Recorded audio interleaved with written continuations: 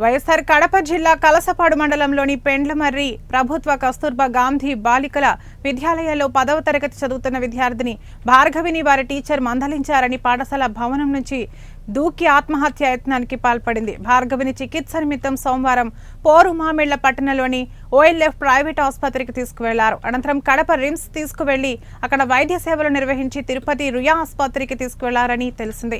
ఈ సందర్భంగా విద్యార్థిని భార్గవి టీచర్ శ్యామల మీడియాతో మాట్లాడుతూ కలసపాడు మండలంలోని పిడుగుపల్లి గ్రామానికి చెందిన భార్గవి కస్తూర్బా గాంధీ బాలికల విద్యాలయంలో 10వ తరగతి చదువుతుందని ఆమె అన్నారు. విద్యార్థిని భార్గవి తమ అనుమతి లేకుండా ఆదివారం పాఠశాల నుండి బయటకు వెళ్లిందని, ఈ విషయం తమ దృష్టికి రావడంతో భార్గవిని మందలించినట్లు ఆమె అన్నారు. కానీ మనస్తాపానికి గురైన భార్గవి సోమవారం ఆత్మహత్య యత్నానికి పాల్పడినట్లు ఆమె అన్నారు. అదేవిధంగా ఆ విద్యార్థినికి జరగరాని సంఘటనలు జరిగితే తమకు ఇబ్బందులు వస్తాయని ఉద్దేశంతో ఈ విషయంపై విద్యార్థిని భార్గవిని మందలించారని ఆమె అన్నారు. అదేవిధంగా ఈ విషయంపై భార్గవి మేనమామకు కూడా తెలియజేసినట్లు టీచర్ శ్యామల తెలిపారు. అదేవిధంగా భార్గవి బెంచ్ విద్యార్థినులు మాట్లాడుతూ భార్గవి ఎవరి మాట వినదని, స్కూల్ నుండి బయటకు వెళ్లిందని ఈ విషయం టీచర్ కు తెలియడంతో వారు మందలించారన్నారు. సంఘటనపై జిల్లాధికారి నిత్యానందరాజు కస్తూర్బా గాంధీ విద్యాలయాన్ని సందర్శించి అన్ని విషయాలపై సమగ్ర విచారణ చేపట్టారు.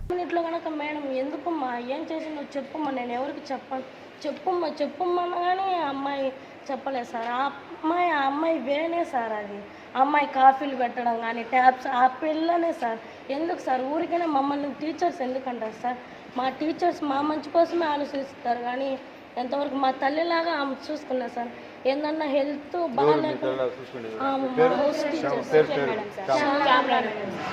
ఆమె మాకేందన్నా హెల్త్ బాగాలేకుండా కనుక 10th క్లాస్ కదా, మా పిల్లలే కదా, ఎన్ని ఇయర్స్ దాకా.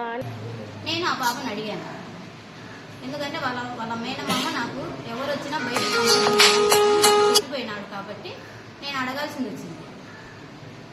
అడగడం వల్ల వాళ్ళ పేరెంట్స్తో మాట్లాడించినా కూడా నేను ఫోన్ చేసి వాళ్ళ క్లాస్లోనే ఉదయం అడిగితే ప్రాబ్లం ఎగ్జామ్ ఉంది అనేసి మధ్యాహ్నం 3 గంటలకు నేను అడిగినాను.